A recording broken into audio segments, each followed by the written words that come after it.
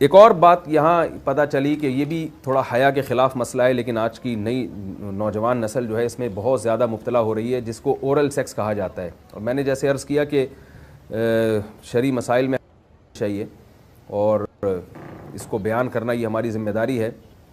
تو یہ چیز بھی انگریزی فلموں سے اور فحش فلموں سے ہماری نئی نسل میں بہت تیزی سے سرایت کر رہی ہے، اور لوگ اس بارے میں علماء سے بہت زیادہ مسائل پوچھتے ہیں، خواتین بھی پوچھتی ہیں جو اس میں مبتلا ہیں.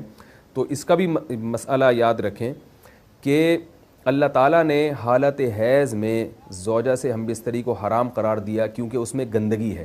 باپ دیکھیں کہ وہ گندگی اس درجے کی نہیں ہے جتنی اورل سیکس میں گندگی ہوتی ہے. اگر اس میں ڈسچارج ہو جائے بندہ، انسان جو ہم بستری کرنے والا ہے زوجہ سے، وہ منہ میں ڈسچارج ہو جائے، تو آپ سوچیں کہ اللہ تعالیٰ شرمگاہ کو گندگی سے بچا رہے ہیں، جس کی وجہ سے حیض کی حالت میں ہم بستری کو حرام قرار دیا. تو منہ جس سے انسان کھانا کھاتا ہے، جس سے کلمہ پڑھتا ہے، اور جو انسان کے جسم میں سب سے اشرف عضو ہے، سب سے زیادہ معزز اور مکرم عضو ہے، اس میں ایسی گندگی کو ڈالنا کہاں سے جائز ہو سکتا ہے، کہاں سے حلال ہو سکتا ہے؟ تو آج بعض متجدد قسم کے لوگ جو ہے نا اس کو حلال قرار دے رہے ہیں، تو یہ بالکل غلط ہے. تو یہ بات خوب ذہن میں رکھیں کہ اورل سیکس کے ذریعے اپنی خواہش کو پورا کرنا اس طور پر کہ ڈسچارج ہو جائے انسان عورت کے منہ میں، بیوی کے منہ میں، یہ بالکل حرام ہے، بالکل ناجائز ہے. کیونکہ منی ایک غلیظ اور ناپاک اور گندگی ہے، اور ناپاک اور نجس چیز ہے. بعض حضرات یہ کہتے ہیں کہ منی پاک ہے، مگر یاد رکھیں منی کے پاک ہونے کے دلائل مضبوط نہیں ہیں، منی کے ناپاک ہونے کے دلائل بہت مضبوط ہیں.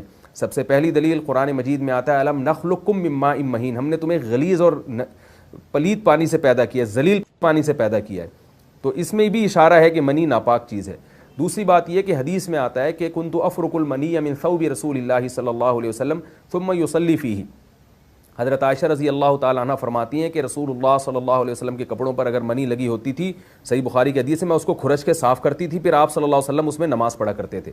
اب بعض حضرات نے یہاں سے استدلال کیا ہے کہ منی اگر ناپاک ہوتی تو حضرت عائشہ اس کو دھوتی، کھرچ کے صاف کرنا اس کی علامت ہے کہ منی پاک ہے. لیکن یہ بات غلط ہے. اگر منی پاک ہوتی تو حضرت عائشہ کو کھرچنے کی ضرورت نہیں تھی. بات یہ ہے کہ وہ نجاست جس کا ایک باقاعدی جسم ہوتا ہے اور وہ کھرچ کے جسم سے یا کپڑوں سے الگ ہو سکتی ہے، تو اس نجاست کو پاک کرنے کا طریقہ یہ ہے کہ اس کو کھرچ دیا جائے. ناپاک تھی تبھی تو حضرت عائشہ رضی اللہ تعالی عنہ اس کو باقاعدہ کھرچ رہی ہیں اور دور کر رہی ہیں. اور گیلی منی کو یہ ثابت ہے کہ حضرت عائشہ رضی اللہ تعالی عنہ آپ صلی اللہ علیہ وسلم کے کپڑوں سے دھویا کرتی تھیں اور آپ صلی اللہ علیہ وسلم اس میں نماز پڑھا کرتے تھے. حضرت عمر رضی اللہ تعالی عنہ کے دور میں کسی شخص کو احتلام ہوا تو اس نے اپنے پورے جو ہے نا وہ کپڑے دھوئے، تو حضرت عمر نے اس کو منع کیا، فرمایا کہ اتنا کافی تھا کہ اس جگہ کو تم دھو لیتے.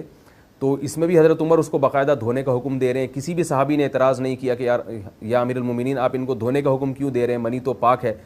تو منی کے جو ناپاک ہونے کے دلائل ہیں وہ بہت مضبوط ہیں. باقی اس کو جو کھرچنے کا حکم ہے وہ اس لیے کہ منی کے پاک جو اگر خشک ہو جائے تو وہ کھرچ کے بھی پاک ہو جاتی ہے، اس کو پھر دھونا ضروری نہیں ہوتا. اس کی مثال ایسے جیسے حدیث میں آتا ہے، صحابہ کرام فرماتے ہیں کہ ہمارے تلواروں میں دشمن کا خون لگا ہوتا تھا تو ہم اس کو زمین پہ اچھی طرح رگڑ کے اسی کو لٹکا کے نماز پڑھتے تھے. تو دیکھیں خون بھی ایسی چیز ہے کہ جو سوکھنے کے بعد اس کی ایک پاپڑی سی جم جاتی ہے. تو حالانکہ خون کو بھی ناپاک مانا جاتا ہے، جمہور علماء کے یہاں خون ناپاک چیز ہے، لیکن صحابی کیا کر رہے ہیں، اس کو رگڑ کے زمین پہ اور جو اس کو اچھی طرح رگڑ کے جب اس کا اثر زائل ہو گیا تو اسی کو لٹکا کے نماز پڑھ رہے ہیں. تو جیسے خون ناپاک ہونے کے باوجود رگڑنے سے پاک ہو جاتا ہے اگر کسی ایسی چیز پہ لگا ہو جو لوہے یا ایسی سخت چیز پہ، تو ایسے ہی منی اگر کپڑوں پہ لگی ہو، خشک ہو جائے تو اس کو اچھی طرح جب کھرچ دیا جائے تو وہ پاک ہو جاتی ہے. لیکن اس سے یہ ثابت نہیں ہوتا کہ منی پہلے سے ہی پاک ہے. ایک اور دلیل منی کے ناپاک ہونے کی یہ ہے کہ جو مدی ہے، ٹرانسپیرنٹ پانی جو مرد کے جسم سے نکلتا ہے، وہ اگر جسم سے نکل جائے تو وضو فرض ہو جاتا ہے، اور منی نکل جائے تو غسل فرض ہوتا ہے. اب یہ کیسی بات ہے کہ مدی کے نکلنے سے جس سے وضو فرض ہو رہا ہے وہ تو ناپاک ہے، اور منی نکلنے سے جب غسل فرض ہو رہا ہے بڑی والی طہارت، تو اس کو ہم پاک قرار دیں. تو اس لیے امام ابو حنیفہ رحمہ اللہ تعالیٰ کا مذہب منی کے بارے میں کہ یہ نجاست غلیظہ ہے، اور امام مالک کا بھی یہی مذہب ہے. یہ مذہب بہت دلائل کے لحاظ سے قوی ہے. تو اس لیے عورت کے منہ میں ڈسچارج ہونا یہ بالکل حرام ہے، ناجائز ہے، گندگی ہے. اسلام میں اس کی قطعاً اجازت نہیں ہے.